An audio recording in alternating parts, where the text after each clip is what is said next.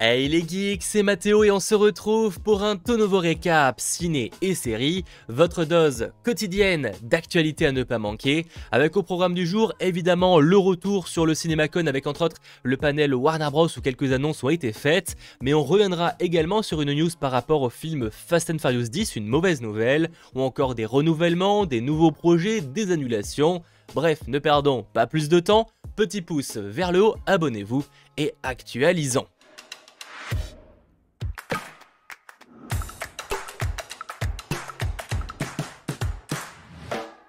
Et en vrai, qu'est-ce que ça me fait du bien de vous retrouver maintenant chaque jour pour un maximum d'actu. Alors je sais pas combien de temps ça va durer, mais en espérant que ce soit le plus longtemps possible. Quoi qu'il en soit, au niveau des news, on commence directement avec du très lourd puisque Fast and Furious 10, dont le tournage venait justement de commencer, vient de perdre son réalisateur, Justin Lin, quitte le projet. Alors officiellement, c'est à l'amiable, mais selon Deadline, on évoque quand même des différences créatives. Alors est-ce que c'est en lien avec Vin Diesel? Pour l'instant, on n'a pas d'informations, mais ça reste assez fou parce que, à la limite, des différences créatives avec un nouveau réalisateur, c'est quelque chose qui est assez habituel, malheureusement. En revanche, dans ce cas-là, Justin Lin a quand même réalisé 5 opus Fast and Furious sur 9 films au total, donc bon, c'est quand même quelqu'un qui est habitué à travailler avec ces équipes là, donc bon, c'est quand même un petit peu surprenant. Il en restera pas moins producteur. En tout cas, Universal recherche activement un remplaçant puisque le tournage devra reprendre au plus vite, histoire de toujours respecter la date de sortie annoncée pour mai 2023, mais ça évidemment, affaire à suivre. En parlant réalisateur, il a été annoncé que Rhys Thomas, donc le réalisateur principal de la série Marvel Hawkeye sortie fin 2021, va s'occuper d'un film live Robotech basé sur la série animée des années 80, pas plus d'infos, mais c'est en préparation du côté de Sony Pictures. Et autre annonce plutôt cool, le film Wicked avance de nouveau, vous savez, ce film ciné basé sur la comédie musicale de Broadway, et Universal vient d'annoncer que Wicked sortira en fait en deux parties. La première partie sortira le 25 décembre 2024, date américaine, et la seconde le 25 décembre 2025. Alors oui, c'est une idée assez osée et risquée, surtout pour une comédie musicale adaptée au cinéma, mais en soi je trouve l'idée franchement plutôt cool, sachant que ce sera réalisé par Jon M. Chu avec Ariana Grande ou encore Cynthia Erivo. Pour l'instant pas plus d'infos, mais évidemment affaire à suivre. On est quand même sur un projet qui arrivera dans très longtemps, et qui aurait dû déjà arriver depuis pas mal de temps aussi. On reste dans les bonnes nouvelles avec des renouvellements de séries. Freeform a renouvelé Single Drunk Female pour une seconde saison, sachant qu'en France c'est disponible sur Disney+. Et on a ensuite Peacock qui a renouvelé la série Wolf Like Me pour une seconde saison. Chez nous en France, elle est disponible sur Prime Video. J'ai pas encore eu le temps de la voir, donc n'hésitez pas à me dire en commentaire si ça vaut le détour, mais c'est dans ma wishlist des prochains programmes à mater. En revanche, là, même si on avait plutôt de bonnes nouvelles côté renouvellement, on enchaîne avec une mauvaise puisque Netflix a annoncé que la série Comment élever un super-héros était annulée après seulement 2 saisons. D'ailleurs, en parlant Netflix, on a également eu le droit à de nouvelles images pour le film The Gray Man, un film réalisé par les frères Russo, à qui l'on doit dernièrement le film Chéri sorti sur Apple TV+, ou encore Avengers Endgame, Avengers Infinity War, etc. etc. C'est quand même une très grosse production, ce sera le film le plus cher pour Netflix à ce jour avec plus de 200 millions de dollars investis, et au casting on retrouvera Ryan Gosling, Chris Evans, Ana de Armas, ou encore Regé-Jean Page. Et il sortira, ça c'est la bonne nouvelle, pour le 22 juillet prochain sur Netflix. Même si c'est clairement le genre de film que j'aurais préféré voir sur un grand écran. À première vue en tout cas. Bon, et comme je vous le disais, pour presque terminer ce récap, on passe sur les news du CinemaCon. Hier c'était le panel Warner Bros après Sony Pictures, et justement ces derniers ont fait quelques annonces. Déjà que la suite au film d'horreur La Nonne, qui fait partie du Conjuring Universe, est toujours en préparation. Ça fait pas mal de temps que c'est évoqué, mais c'est vrai que le projet n'avançait pas réellement. Voilà, c'est toujours en préparation, ça avance.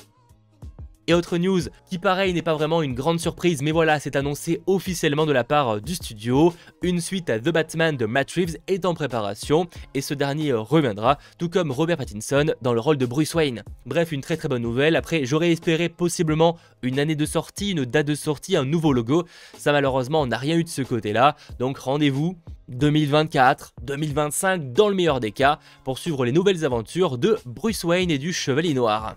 Par ailleurs, projet qui arrivera bien plus tôt et franchement je suis assez hypé, c'est le film Barbie réalisé par Greta Gerwig, et on a d'ailleurs eu le droit à une première image où on peut voir Margot Robbie dans le rôle. Alors j'avoue que je suis quand même très intrigué par ce projet, là on part sur un visuel très girly, très rose, très pétant, ça pique un peu les yeux, on va pas se mentir, mais à la fois n'oublions pas que c'est réalisé par Greta Gerwig, donc je serais pas étonné que ça tourne légèrement au drame sur le long terme, donc à voir de ce côté là, sachant qu'au casting on retrouve également du beau monde, mais entre autres Ryan Gosling, donc franchement très hypé. Le film est daté pour juillet 2023.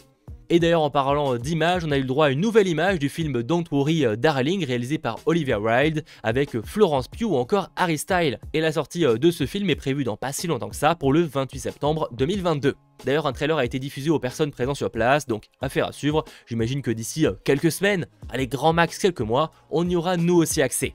Et d'ailleurs en parlant de trailer qui a été diffusé aux personnes présentes sur place, pour DC Comics ça a été la débandade, je suis pas vraiment sûr du terme, mais beaucoup de choses ont été montrées, notamment de nouvelles images pour le film The Flash, DC League of Super Pets, Black Adam, Shazam Fury of the God, ou encore quelques images mais vraiment très temporaires du film Aquaman and the Lost Kingdom. Pour ce qui est par exemple de Shazam Fury of the Gods, apparemment ça a montré une scène où Shazam dîne à Paris avec ce qui semble être Wonder Woman, qu'il essaye de courtiser, mais il s'agit en fait du sorcier incarné par Jimmu Unsun, qui est arrivé pour dire à Shazam qu'il doit se battre pour sa famille, se battre pour le monde. Ça vous laisse imaginer assez bien je pense le ton qu'aura le film, ce sera de nouveau vraiment un aspect très drôle, même s'il y aura un côté un peu plus sérieux sur le fait que le personnage de Billy Batson a beaucoup évolué aussi par rapport au premier opus. Je rappelle que ce film Shazam 2, donc Fury of the Gods, est daté tout de même pour décembre 2022, donc assez hâte d'avoir un réel premier trailer. Pour le film The Flash, là aussi ils ont eu le droit à un nouveau teaser qui se termine d'ailleurs sur le Batman de Michael Keaton qui ressort son célèbre You Wanna Get Nuts.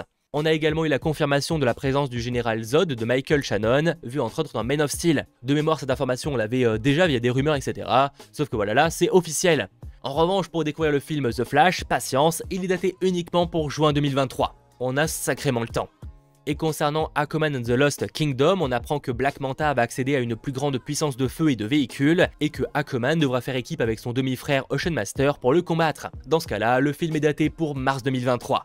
Sans oublier évidemment Black Adam qui a eu le droit aussi à un teaser avec Dwayne Johnson et ça a été décrit comme assez sombre et brutal et plutôt prometteur. Ça sort le 19 octobre 2022 et franchement j'ai super hâte. C'est plus ou moins tout ce qu'il fallait retenir du panel Warner Bros au CinemaCon, sachant que le prochain panel très intéressant à surveiller arrivera bien plus tôt. Il s'agira du panel Disney qui aura lieu dès 18h45 heure française aujourd'hui. Oui, c'est pas dans la pleine nuit, ça fait plaisir. Et même si nous on ne sait pas vraiment à quoi on aura accès, sur place ils s'attendent à voir des images de Avatar 2, La Petite Sirène, etc. A voir maintenant si nous on aura des annonces et des images publiées publiquement. Je l'espère, on croise vraiment les doigts. Voilà les news qu'il ne fallait pas manquer ces derniers jours, j'espère évidemment que ça vous aura plu, et avant d'arriver à la photo du jour, n'hésitez pas à lâcher le petit pouce vers le haut, à vous abonner, et donc concernant la photo du jour, une affiche pour être plus précis, l'affiche finale de Doctor Strange in the Multiverse of Madness, que personnellement je trouve très belle. Globalement, les affiches de ce film ont quasiment tous été plutôt vraiment pas mal. Ouais, je suis pas sûr du terme, mais franchement en termes de communication, chapeau. Je rappelle que le film est prévu pour le 4 mai 2022, mais je pense que peu de gens l'avaient oublié. Rendez-vous donc dans une semaine tout pile pour en reparler. On se retrouve très vite pour de nouvelles vidéos et de nouveaux lives, notamment ce soir pour 100% Marvel et aborder le cas de l'épisode 5 de Moon Knight, que j'ai déjà vu, et j'ai plein de choses à dire. Bref, à très vite, c'était votre geek Mathéo, ciao tout le monde.